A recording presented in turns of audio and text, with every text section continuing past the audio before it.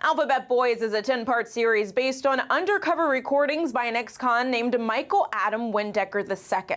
Those tapes document the FBI's plan to have Windecker infiltrate Black Lives Matter protests.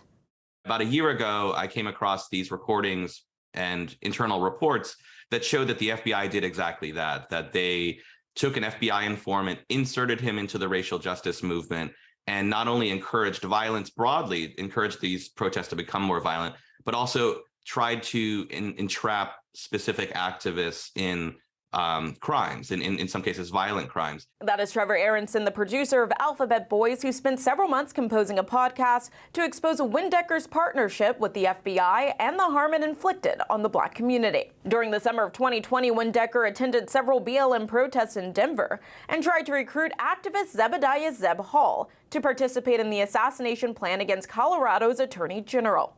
But Hall refused. Windecker then got Hall to purchase a gun that was supposed to be used in the planned assassination. Hall told me he feared for his life and felt like he had no choice but to cooperate. I had to get this guy this gun. Because if I didn't get this guy this gun, he's got my information, he's got my family's information. Hall says FBI agents quickly arrested him and charged him with a felony firearms violation.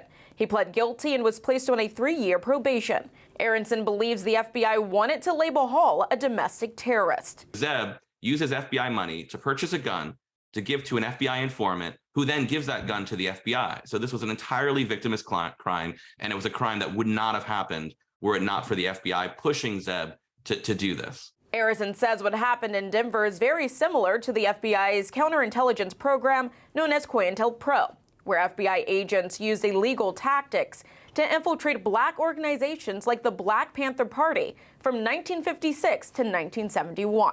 While COINTELPRO no longer exists, you can see very clearly in this case and in the summer of 2020 that many of these methods that were used to devastating effect against the civil rights movement in the 1960s were used against the racial justice movement in 2020. And I think that's hugely troubling and, is something that I think deserves a lot greater inspection, both by journalists and by Congress. Zeb Hall hopes his story will empower people to speak up against injustice.